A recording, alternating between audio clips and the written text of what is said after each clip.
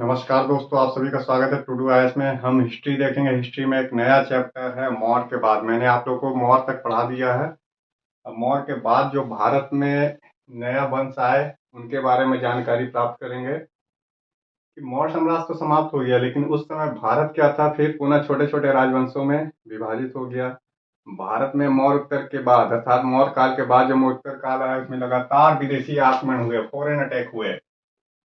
कौन कौन से विदेशी आक्रमणकारी थे इसके बारे में जानकारी है। फिलहाल हमारे पास मौर्य उत्तर काल के बाद कोई नया वंश नहीं था, तो इसके कारण से कोई साम्राज्य के बारे में ना पढ़ के हमें क्या पढ़ना है, इसमें इतिहास का इस काल को लेके काफी मतभेद रखते हैं। सबसे पहले बोलेंगे मौर्य उत्तर काल। काल को क्या बोलेंगे? मौर्य उत्तर काल या अंधकारमय युग, अंधकारमय युग या वाणिज्य व्यापार काल,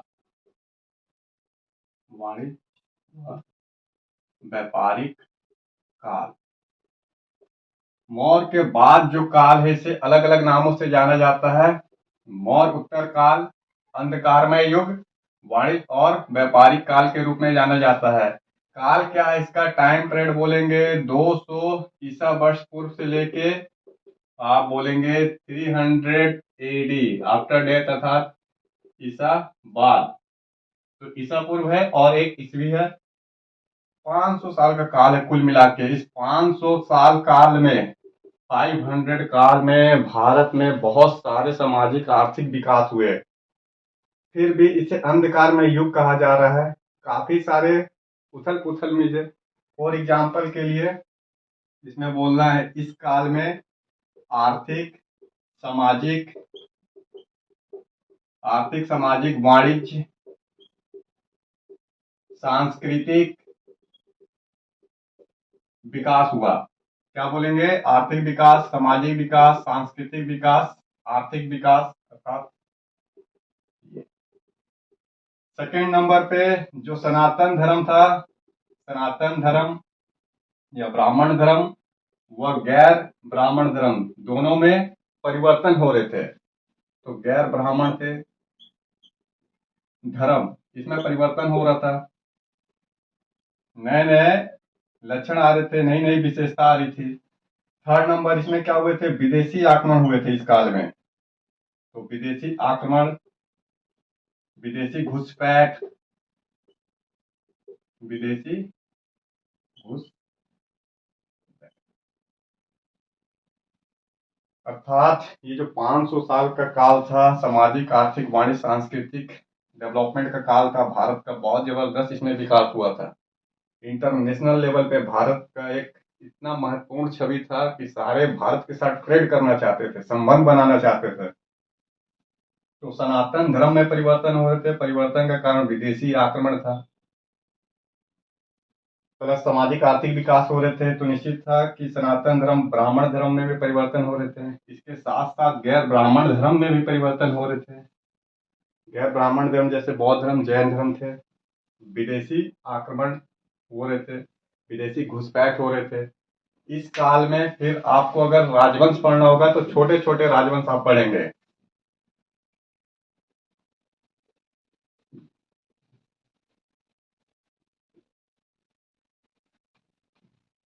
तो एक बार खाका खींच देता हूं मैं, कौन कौन से राजवंश पढ़ेंगे आप। छोटे छोटे राजवंश है। दक्कन में राजवंश, दक्कन में राजवंश का नाम है सातवाहन। तो सातवाहन है। फिर बोलेंगे चोल, चेर, पांडव। ये दक्षिण में राष्ट्र है, दक्षिण राजवंश है ये।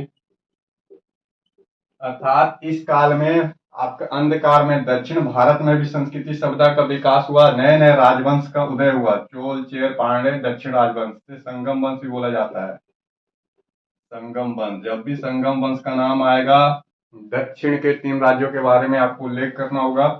चोल, चेर, पांडे और सातवाहन तो है ही है, दक्कन में है ये। दक्षिण और उत्तरी भारत का बीच का हिस्सा दक्कन कहलाता है। करंट में महाराष्ट्र कर्नाटक का हिस्सा है। इसके बाद आपको पढ़ना है उड़ीसा में चेत वंश है, जिसे चेंदी वंश कहते हैं। चेंदी वंश। अब विदेशी आक्रमणकारियों में पढ़ना है आपको विदेशी अटैकर जो भारत में आए। यूनानी, पार्थियन, सिथियन, कुषाण।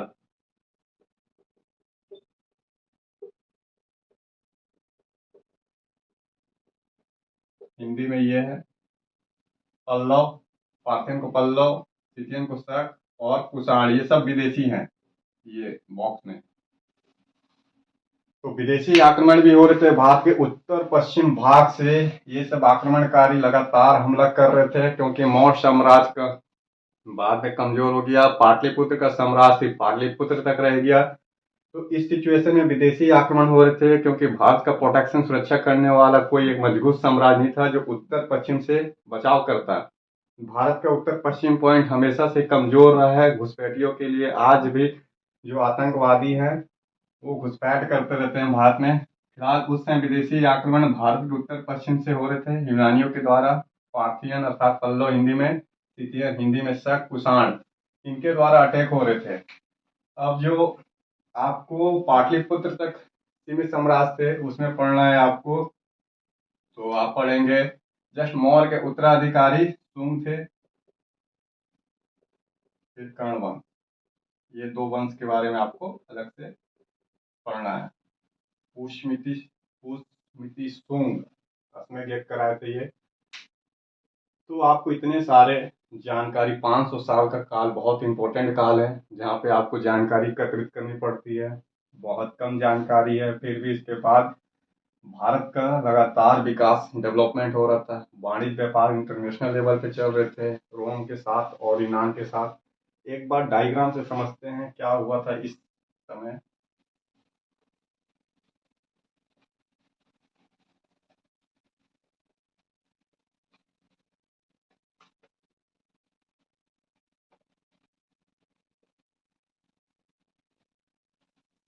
तो देखिए एक बार डायग्राम में इंडिया का जो मैप है,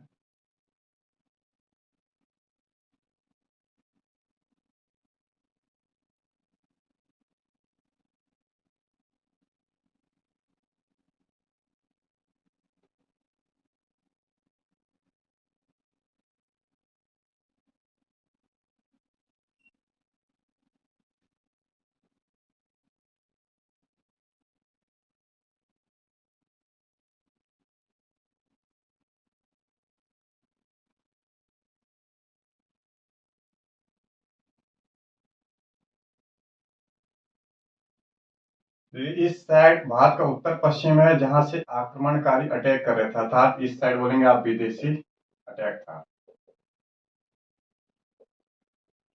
विदेशी आक्रमण हुए थे भारत के उत्तर पश्चिम से, ये घुसपैठ कर रहे थे, दक्कन तक गए। गंगा की घाटी ये है दक्कन। इस साइड भी अटैक था गुजरात में ये। तो विदेशी आक्रमण में इस साइड में क्या थे, यूनान साम्राज्य था। इसके बाद सिकंदर जब चला गया था उसके बाद भी लगातार यूनानियों का वो एक प्रभाव था उत्तर पश्चिम में, उनके कब्जे में आधिपत्य था। बैक्टीरिया से शासन कर रहे थे, अर्थात अफगानिस्तान पे मौर्य साम्राज्य कमजोर हो चुका था। ये सब जो इलाके हैं मौर्य साम्राज्य के हाथ से निकल चुके थे। सेंट्रल एशिया भारत के जस्ट ऊपर में है, ये पूरा इलाका सेंट्रल एशिया का था। और ये भारत के उत्तर पश्चिम, अफगानिस्तान, पाकिस्तान। तो सेंट्रल एशिया जो था, मध्य एशिया, मध्य एशिया में भी काफी सारी जनजाति थी। मध्य एशिया में बोलेंगे आप जो जनजाति भारत के अंदर आक्रमण की थी, पल्लव, शक और कुषाण। तो ये जनजाति थी, लेकिन ट्रांसग्रेशन उल्लंघन हुआ, अर्थात पर्वतों के जरिए जो रास्ते मिल रहे थे जैसे खेबर दर्रा, बोलन दर्रे से भारत के अंदर आ रहे थे और अटैक कर रहे थे। इधर से यूनानी थे आक्रमण करने के लिए, तो सेंट्रल एशिया यूनानियों का लगातार भारत के उत्तर पश्चिम में आक्रमण होते रहा। रिजल्ट ये हुआ इस काल में जो सामाजिक आर्थिक परिवर्तन थे उत्तर भारत में हो रहे थे। पुनः दक्षिण भारत का एक मैप है ये, तो यहाँ पे आप क्या देख रहे हैं, चेर, ये वाला इलाका में चोल, और इन दोनों के बीच में पांडे। तो इस समय इनका व्यापार चल रहा था, ये राजवंश थे। अब इनका व्यापार किसके साथ चल रहा था, भूमध्य सागर यूनान और रोम के साथ, प्लस दक्कन में भी व्यापार कर रहे थे। यहाँ पे सातवाहन एक वंश का उदय हुआ। सातवाहन देखिएगा, ऐसे लिखेंगे तो मिस्टेक हो गया होगा, ऐसे नहीं लिखना आपको, ये गलत है, सातवाहन है। तो चोर, चेल, पांडव ये राज दक्षिण भारत में थे। दक्कन में सातवाहन थे जो कड़ी का काम कर रहे थे, बाद में उत्तराधिकारी भी हुए गंगा की घाटी का, तो गंगा की घाटी पे भी एक इनका दबदबा हो गया था। तो दक्षिण से अटैक अब उत्तर की ओर हो रहे थे, पहले उत्तर से अटैक दक्षिण की ओर हो रहे थे, अब सिचुएशन बदल गया था। साथ में क्या था कि बौद्ध धर्म का विस्तार तो अशोक के समय ही लगभग ऑलमोस्ट भारतीय उपमहाद्वीप में हो गए थे, तो बौद्ध धर्म में परिवर्तन हो रही थी इस काल में। क्या बोलेंगे कि बौद्ध धर्म में परिवर्तन हो रहे थे, जैन धर्म में परिवर्तन हो रहा था, ये दोनों धर्म में परिवर्तन हो रहे थे, इसका प्रभाव था। जैसे नए नए लक्षण आ रहे थे, बोधिसत्व की पूजा करना, बौद्ध की पूजा करना, फिर दोनों में मत विभाजन हो गया, संप्रदाय दो अलग अलग में टूट गए। बौद्ध धर्म हीन यान महायान में टूट गया, इसमें हीन यान महायान पढ़ना अर्थात बौद्ध कंसेप्ट आपको फिर से एक बार अलग से पढ़ना होगा, फिर जैन धर्म में आपको अलग से पढ़ना होगा। ठीक है, दिगंबर श्वेतांबर जैन धर्म के संप्रदाय हैं, तो ये दोनों अलग से, और फिलहाल आपको ये पढ़ना है एक मैप। अब देखना है हमको कि रोम के साथ यूनान के साथ किस तरीके से व्यापार हो रहा था, उसका रूट।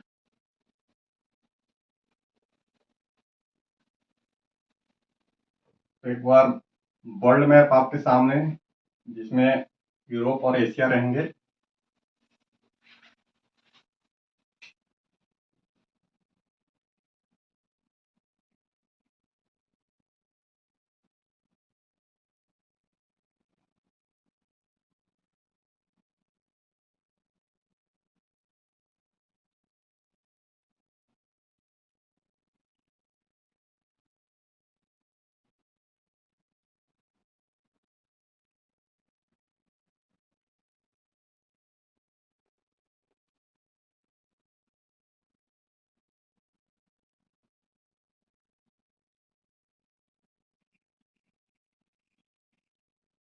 देखिए ऑलमोस्ट क्या है, ये एक रफ डायग्राम है, ये है भूमध्य सागर। भूमध्य सागर ये व्यापार का केंद्र था, व्यापार का केंद्र था। क्यों केंद्र था व्यापार का, बोलेंगे यहाँ दो अलग अलग साम्राज्य थे, ये वाला पोर्शन पूरा, अर्थात ये बेल्ट अगर मैं ऐसे जोड़ लूं उत्तर पश्चिम तक और आगे विस्तार करूं, ध्यान दीजिएगा यहाँ पे, बाद में रोम साम्राज्य मजबूत हुआ, यूनानी साम्राज्य कमजोर हो गया। ये पहले यूनान के प्रभाव में था, यूनानी, और ये आपका इटली है जहाँ पे रोम साम्राज्य था, ये रोम। तो ये पूरा इलाका दो अलग अलग साम्राज्य के अंडर में आ गए थे, यूनानी व रोम साम्राज्य। यूनानी बाद में कमजोर पड़ गए, तो यूनानियों का पतन होने लगा, बाद में रोम साम्राज्य मजबूती से उभरा, और ये पूरा इलाके में जो यूनान के प्रभाव में था, यूनान ने कब्जा कर लिया। इसी के साथ ट्रेड चल रहा था, ये हो गया लाल सागर। लाल सागर, तो एक तो ट्रेड का मार्ग आपका दिख रहा है भूमध्य सागर, भूमध्य सागर लाल सागर से लेके दक्षिण में ऐसे जा रहे थे, ट्रेड हो रहा था। दूसरा जो रास्ता था व्यापार का या आक्रमण का, ये उत्तर पश्चिम है भारत का, उत्तर पश्चिम। तो संचरण का मार्ग दो रास्ते से भारत वेल कनेक्टेड होता था यूरोप कंट्री के साथ, तो बोलेंगे भूमध्य सागर के साथ लाल सागर हिंद महासागर होते हुए दक्षिण भारत में जहाँ सातवाहनों के बंदरगाह तो थे ही थे, बस्तियां भी बसती थी यूनान और रोम के। दूसरा यहाँ पे ये दक्षिण भारत के जो संगम वंश है इनके साथ। तो दक्षिण में क्या हो गया आपका संगम वंश, और इस साइड में सातवाहन वंश, दक्कन में तो सातवाहन वंश। अब यहाँ खूब सारे रोमन यूनानी बस्तियां बसती थी, तो रोमन मुद्राएं मिली है, स्वर्ण मुद्रा मिली है, ट्रेड भारत के पक्ष में था। ये सब हमको आगे जानकारी पढ़ना है। फिलहाल एक खाका तैयार कर रहा हूँ मैं आपका कि समझने में आसान हो। तो संचरण का मार्ग एक हो गया, दूसरा हो गया स्थल मार्ग। तो दो रूट बताएंगे जो रास्ते हैं आपके। रास्ते में क्लासिफिकेशन क्या करेंगे कि एक है जल मार्ग के जरिए और दूसरा है स्थल मार्ग के जरिए जुड़ा था। अब देखिए इसके भारत के ऊपर जो था सेंट्रल एशिया था, फिर रास्ता जो जा रहा था पूरा चीन की ओर जा रहा था। तो चाइना का बीजिंग हो या शंघाई हो, ट्रेड होता था यहाँ पे चीन के साथ में। तो जो सेंट्रल एशिया था, मध्य एशिया, मध्य एशिया महत्वपूर्ण ट्रेड वाले सेंटर पे स्थित था। तो यूरोप के साथ और चीन के साथ, भारत के साथ जो इसका जुड़ाव था स्थल के जरिए जुड़ाव था। अब इसी रास्ते के जरिए जो था आपका शक कुषाण पार्थियनों ने लगातार आक्रमण किए। तो मैं आपको एक एक करके बताऊंगा, बौद्ध धर्म तक बताऊंगा आपको, फिलोसफी भी, और जैन धर्म के बारे में बताऊंगा। फिर भारत का किस तरीके से आश्रम व्यवस्था आई और वर्ण व्यवस्था, संस्कार, ये सब एक नए नए लक्षण इसमें जन्म ले रहे थे और विशेषता धारण करते गए। साथ साथ में जो वंश है इसके बारे में भी जानकारी इस तरीके से महत्वपूर्ण स्थान पे था सेंट्रल एशिया। एक बार और थोड़ा ब्रीफ हम लोग देखते हैं। जो विदेशी आक्रमणकारी हैं ये भारत पे आधिपत्य कैसे किए थे और उत्तरी भारत पर किए थे, दक्षिण भारत पे भी नहीं किए थे। क्या कारण था इसका? तो बेल टेक्नोलॉजी और फंड वाले रास्ते पे थे, अर्थात जो टेक्नोलॉजी चीन से भारत से चल रही थी यूरोप देश की ओर, तो इनको प्राप्त हो रहा था क्योंकि दोनों के सेंटर कंजप्शन पॉइंट अर्थात संगम वाला पॉइंट पे थे सेंट्रल एशिया। सेंट्रल एशिया में उज्बेकिस्तान, किर्गिस्तान, कजाकिस्तान जैसे देश आते हैं, अफगानिस्तान भी था। महत्वपूर्ण पड़ाव पे है ये, जहाँ पे दो देश चीन और भारत उस समय टेक्नोलॉजी हो, पैसे हो, इकोनॉमिक्स हो, ट्रेड में इनका दबदबा था। तो इस वाले जंक्शन पे दोनों बने हुए थे जब महत्वपूर्ण जंक्शन पे थे। अब जो शक, पल्लव व कुषाण थे भारत पे आक्रमण कर रहे थे। अब इनके आक्रमण करने के कारण राज परिवार जो थे भारत में, अर्थात जो क्षत्रिय परिवार था और ब्राह्मणों वर्ग जो थे, इन्होंने आपस में फिर गठबंधन करके अपनी अपनी भाषा को प्रोटेक्शन देने लगे। तो भाषा को, संस्कृति को और धर्म को एक प्रोटेक्शन देने लगे, संरक्षण देने लगे। जो भाषा थी संस्कृत हो गई, राज परिवार संस्कृत का प्रयोग करने लगा दरबार में संस्कृत का, ताकि ये विदेशी जो थे, ये विदेशी किसी भी तरीके से भारतीय संस्कृति का अंग ना बन पाए और अपने आप को शामिल ना कर पाए। देखिए जो राज परिवार था इससे एक मजबूत स्थिति में आ चुके थे क्योंकि इनके पास टेक्नोलॉजी, पैसे भी थे और इनके पास घोड़े भी थे। तो घोड़ा महत्वपूर्ण था उस समय, एक आक्रमण करने के लिए महत्वपूर्ण साधन थे। तो शक, पल्लव और कुषाण आपके मजबूत स्थिति में होने के कारण राज परिवार भाषा को, संस्कृति को, धर्म को प्रोटेक्शन देने लगे। संस्कृत भाषा हो गई, राज परिवार और दरबार में संस्कृत का प्रयोग हो रहा था। तो दरबार में क्या बोलेंगे, संस्कृत का प्रयोग हो रहा था। और बाकी गैर ब्राह्मण धर्म में भी बदलाव हो रहे थे। हमको बहुत डिटेल में जाना होगा इसका क्योंकि 500 साल है। तो बस आज के लिए इतना ही, बने रहिए टू डू आइस में।